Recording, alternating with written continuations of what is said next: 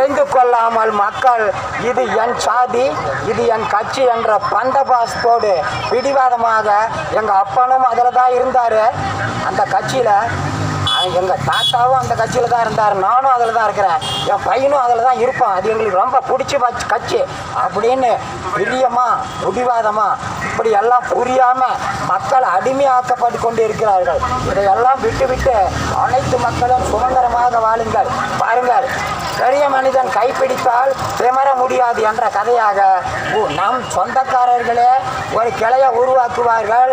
அவர்கள் சொல்வதை தான் நாம் கேட்போம். கூட்டத்துக்கு வாயின்னா வரணும், இதான் காசு குடின்னா பிடிக்கணும், கோழி கொடுத்து அவங்கள கூட்டத்தை கூட்டிக்குவாங்க, கட்சியில் சேரணுன்னா சேரணும், காசு கொடுத்து நீ ஓட்டு போடுன்னு சொல்லி வேணான்னு சொன்னால் விட மாட்டாங்க.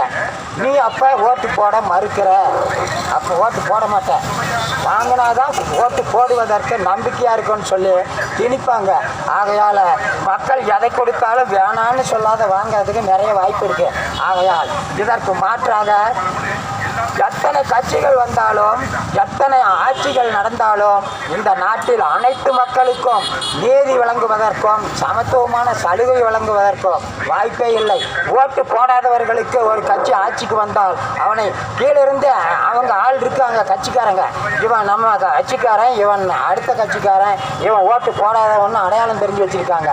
சாதாரண ஒரு பிஓவாக இருந்தாலும் அல்லது ஒரு காவல்துறையாக இருந்தாலும் அல்லது ஒரு தாசில்தாராக இருந்தாலும் அங்கே ஒரு வேலைன்னு போனால் அரசியல் ரெக்கமெண்ட் இல்லாமல் எந்த வேலையும் ஆகிறதில்லை. ஆகையால் இவன் நம்மால் அவன் இரவாளுன்னு சொல்லி அவங்க ஆதரவு கொடுக்கிறதோ ஆதரவு கொடுக்காமல் இவன் அவனை விட்டுருங்க நம்மளுக்கான்னு சொல்லுவாங்க. அல்லது அவனை எதிர்கட்சிக்காரங்க, அவன் நமக்கு ஓட்டு போடாதவன், நம்ம கட்சியில் இல்லாதவன், இரவு கட்சிக்காரன், அவனை பிடிச்சி உள்ளே போடுங்கன்னு சொல்லி வாய்ப்பு இருக்கு. ஆக மொத்தத்தில் எந்த கட்சி ஆட்சிக்கு வந்தாலும் அரசு அதிகாரிகள் அனைவரையும் அடிமைகளாக ஆக்கிக் கொள்கிறார்கள், தன் கடமையை செய்ய விடமாட்டுகிறார்கள். ஆக மொத்தத்தில் காவல்துறையாக இருந்தாலும் நீதித்துறையாக இருந்தாலும் இந்த கட்சி என்னும் மாபெரும் கட்டுக்கடங்காத கூட்டங்களுக்கு அடிமையாக செயல்படுகின்றது. ஏன் என்று கேட்டால் அவர்கள் சம்பளத்துக்கு தான் வேலை செய்கிறார்கள். சட்டமே இந்த கட்சி கூட்டங்கள் தான் போடுகிறது. அப்படி போடுகின்ற போது அவர்களை மீறி செயல்படுவதற்கு வாய்ப்பே இல்லை. தன் உயிருக்கு உத்தரவாதம் இல்லை. உயிரை எடுக்கவும் தயங்க மாட்டார்கள், வேலையை மாற்றவும் தயங்க மாட்டார்கள், சஸ்பெண்ட் செய்யவும் தயங்க மாட்டார்கள். ஆக மொத்தத்தில் அனைத்து மக்களும் சுதந்திர நாட்டில் சுதந்திரமாக வாழ்வதற்கு வழியே இல்லை. அதற்கு தான் இந்த சுயாட்சி லட்சியம் உருவாக்கப்பட்டிருக்கிறது. இதில் கூட்டம் ஏன் இல்லை, தனியாளாக பேசுகிறார், இதெல்லாம் நடக்குமா, இதெல்லாம் ஜெயிக்குமா, யாராவது நம்புவாங்களா அப்படின்னு சொல்கிறதுக்கு ஊரில் 2 பேர் இருப்பாங்க. நடக்கிறவனை முடக்கிறதுக்காகவே இதுதான் ஜெயிக்கும் அதுதான் ஜெயிக்கும்னு கூட்டத்தை பார்த்து கணிப்பு கணிக்கிறவங்க இருக்காங்க. ஒவ்வொரு ஊர்லேயும் 2 பேர் 3 பேர். அவங்க இந்த ஜெயித்த பக்கம் செயற்படுறவங்க சிந்திக்கிறதே இல்லை. அப்படிப்பட்டவங்களே நடக்கிறவங்களையும் முடக்கிறாங்க. ஆக மொத்தத்தில் இந்த நாட்டில் நல்லவனாக இருந்தால் யாரும் வாழ முடியாது என்ற கொள்கை கோட்பாட்டை வழி நடத்தி கொண்டு நாட்டு மக்கள் அனைவரும் விருப்பப்படும்படி நடத்தி காட்டி கொண்டு இருக்கிறது இந்த கட்சி கூட்டங்கள். ஆக மொத்தத்தில் இந்த கட்சி கூட்டங்கள் அனைத்தையும் ஒழிக்க வேண்டுமென்றால், ஒரு கொலைக்காரனை ஒழிக்க வேண்டுமென்றால் இன்னொரு கொலைக்காரன் தான் பிறந்து வர வேண்டும். ஒரு கொள்ளைக்காரனை ஒழிக்க வேண்டுமென்றால் இன்னொரு கொள்ளைக்காரன் தான் பிறந்து வர வேண்டும். இந்த கட்சியை ஒரு கட்சியை ஒழிக்க வேண்டுமென்றால் இன்னொரு கட்சி தான் வர வேண்டும். ஒரு கூட்டத்தை ஒழிக்க வேண்டுமென்றால் இன்னொரு கூட்டம் வர வேண்டும். இதெல்லாம் தேவையா? அதுவும் ஒரு கூட்டம், இதுவும் ஒரு கூட்டம். எந்த கூட்டம் வந்தாலும் அதை தான் செய்யும். ஆக மொத்தத்தில் இந்த அனைத்து கூட்டங்களும் கூட்ட கலப்பையாகவும் கூட்டு கொள்ளையர்களாகவும் செயல்படுகின்ற போது எந்த கட்சியும் அனைத்து மக்களுக்குமானதல்ல, நமது நாட்டு மக்களுக்குமானதல்ல. தனி ஒரு கூட்டங்களை உடையது.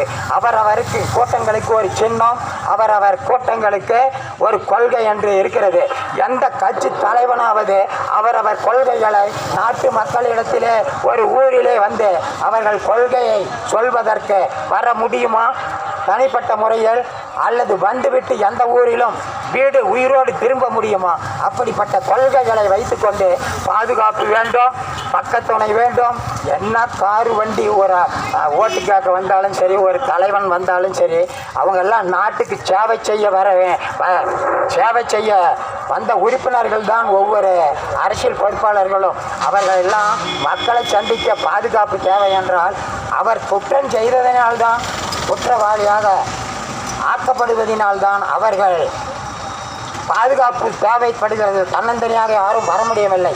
ஆகையால் இந்த நாட்டில் தனிப்பட்ட முறையில் ஒரு அரசியல்வாதி தன் கொள்கைகளை மக்களிடத்திலே பேசும் திறமையுள்ள வடிவத்தில் அமைத்திருந்தானால், ஒரு கொள்கை அமைத்திருந்தானால் இந்த நாடு உருப்படும். ஒரு தலைவனுக்கு பாதுகாப்பும் தேவையில்லை. அப்படிப்பட்ட இந்த கட்சி கூட்டங்களில் இந்த கொள்கைகள் இருக்கிறதா? கூட்டம் கூட்டமாக, கோஷ்டியாக, பிரிவினைவாதங்களாக ஒரு ஊரில் 10 கட்சி இருக்கிறது என்றால் 10 கோஷ்டி இருக்கிறது. ஆரம்பத்தில் 10 சாதிகள் பிரிவினைவாதங்களாக இருந்தது. அதே பல கட்சிகளாக பிரிவினைவாதங்களாக பிரித்து வச்சாச்சு. ஜாதி கட்சிக்கு வித்தியாசம் இல்லைன்னு சொன்னேன். அதுபோல் எந்த கட்சி ஆட்சிக்கு வந்தாலும் முன்னால் ஒரு கட்சி ஆண்ட கட்சி எந்த சட்டம் போட்டுதோ அதை நீக்கிறதுக்கு வாய்ப்பு இருக்கு. நீக்கிவிட்டு இவர்கள் புதிய சட்டம் போடலாம். ஒரு மதம் ஆட்சிக்கு வந்தால், ஒரு கோயிலை கட்டியிருந்தாலும் சரி, அல்லது ஏதோ ஒரு முக்கியமானது அந்த முன்னால் இருந்த ஒரு கட்சி ஆட்சியில் இருக்கும்போது செய்திருந்தாலும் சரி, அந்த இன்னொரு மதம் அதை இடித்து தள்ளுறதுக்கு வாய்ப்பு இருக்கு. அந்த இன்னொரு மதத்தை ஒழித்து கட்டுறதுக்கு வாய்ப்பு இருக்கு. இப்படி பிரிவினைவாதங்களாக சாதிக்கும் மதத்திற்கும் அதிகாரம் வழங்கும்படி சாதியும் மதங்களும் வளர்ப்பதற்கு வாய்ப்பாக இந்த ஜனநாயக கட்சி என்னும் சிஸ்டம் இருக்கிறது. அதை ஒழித்து கட்டுவதற்காக எந்த கட்சி கூட்டங்கள் ஜெயித்து வந்தாலும் நல்லது செய்ய முடியாது தனித்தனி கூட்டம் என்பதனால். ஆகையால் அனைத்து கட்சிகளையும் ஒழித்து கட்டுவதற்கும், இந்த கூட்டு கொள்ளையர்களை திட்டவட்டமாக முடித்து கட்டுவதற்கும் நோட்டா ஒன்று என்று இருக்கிறது அல்லவா? நாட்டு மக்களுக்கே சுதந்திரமானது. அதற்கென்று ஒரு தனி கூட்டங்கள் கிடையாது. சுயாட்சி லட்சியத்திற்கு எப்படி கொள்கைகள் அமைக்கப்பட்டிருக்கிறதோ அதை போல நோட்டா நமது நாட்டுக்கானது. அது யாரும் தனிப்பட்ட கூட்டத்துக்கு சொந்தமில்லை. ஆகையால் அனைத்து மக்களும் தன் சாதி, தன் கட்சி என்று பிரிவினைவாதமாக எல்லாம் செயல்படாமல் அனைத்து மக்களும் நோட்டாவுக்கு வாக்களித்து நம் நாட்டையும் நம் வீட்டையும் பாதுகாக்க அனைவரும் முன்வர வேண்டும். ஏன் என்று கேட்டால், வழி நடத்துகிறார்கள். அவர்கள் சொல்படிதான் நீங்கள்லாம் நடப்பீங்க. ஒவ்வொரு ஊர்லேயும் அந்த கட்சி தலைவர் இருப்பாங்க. அவங்க நல்லவங்களாக இருந்தால் கூட அவங்கள நல்லவங்களாக இருக்கிறதுக்கு இருக்கிற கட்சி விடாது. ஏன்னு கேட்டால், நிறைய எதிரிகள் இருக்கிறன்ற போது போட்டி தான் வரும். கெட்டது தான் செய்வதற்கு நிறைய வாய்ப்பு இருக்கிறது. ஆகையால் நல்லது செய்வதற்கு வாய்ப்பே இல்லை. அரசியல் கட்சியில் சேருபவர்கள் நல்லவராக இருந்தாலும் கட்சியில் சேர்ந்த பின்பு நல்லவர்களாக செயல்படுவதற்கு வாய்ப்பே இல்லை. ஆக மொத்தத்தில் நல்லவன் யாரும் கட்சியில் இருப்பதில்லை.